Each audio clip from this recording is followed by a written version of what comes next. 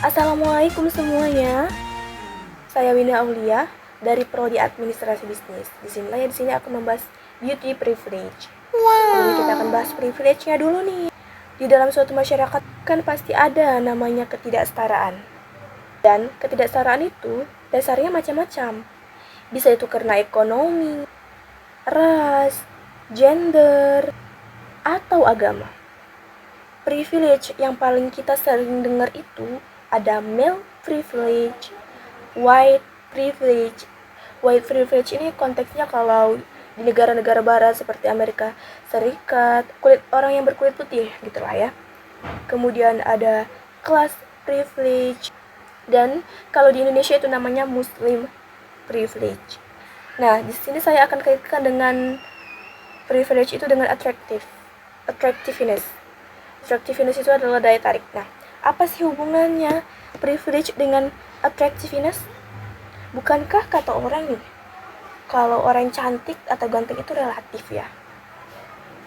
Dan cantik atau ganteng itu juga subjektif juga ya, cuman dilihat doang ini dari segi mana nih dia cantik atau gantengnya gitu ya. Tapi ya, banyak studi yang mengatakan bahwa memang ada karakter fisik yang hampir semua orang setuju kalau itu termasuk kategori cakep.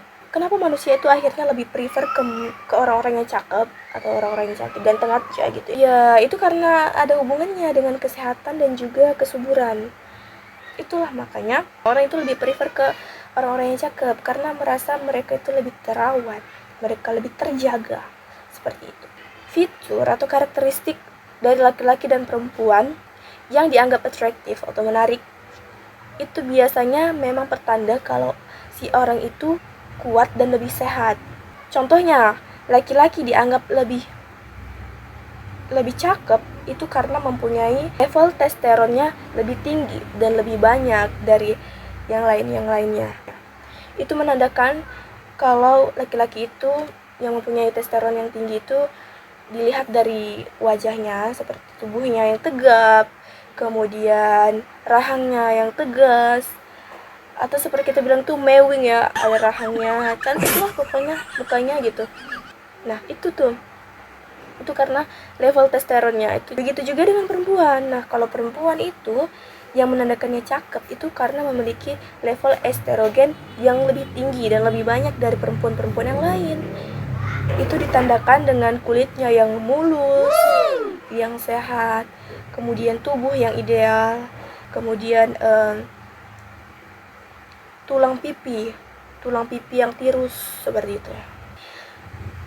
Orang-orang yang hidupnya punya daya tarik itu memang enak sekali di berbagai aspek. Benar teman-teman. Mereka itu, orang yang cantik itu atau orang yang ganteng itu dianggap lebih pinter, lebih bisa semuanya, lebih punya personality yang bagus. Juga orang-orang seperti itu lebih gampang dapat pasangan. Bener kan? Orang yang cakep itu lebih gampang dapat pasangan.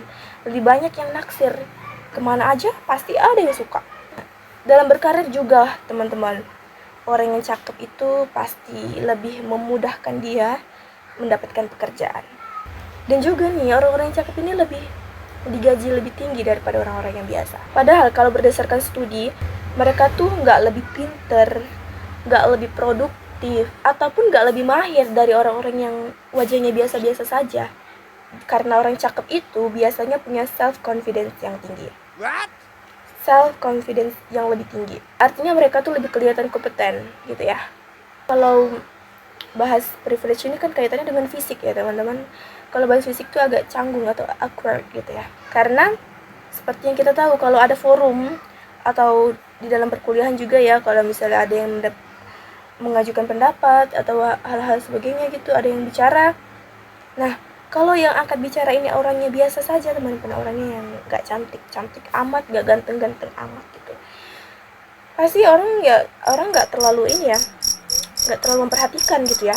Beda nih kalau yang angkat bicara atau yang berbicara itu orang-orang yang cakep, pasti mereka lebih diperhatikan, mereka lebih didengar, mereka lebih seperti menguasai gitu ya teman-teman.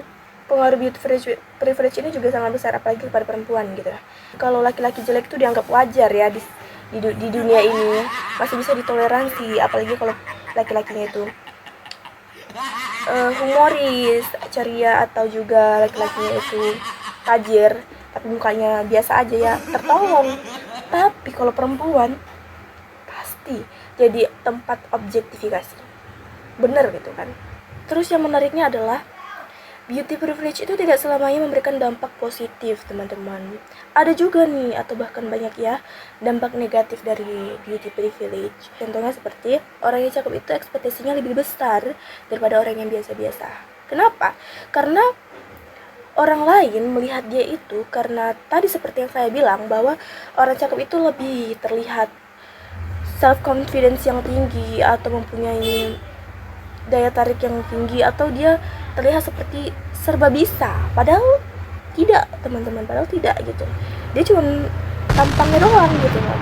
Nah, itu yang membuat para beauty privilege ini merasakan ekspektasi dari orang lain ke dia itu sangat tinggi. Jadi dia harus bisa menyesuaikan, harus bisa mewujudkan apa yang orang-orang pikirkan tentang dia gitu.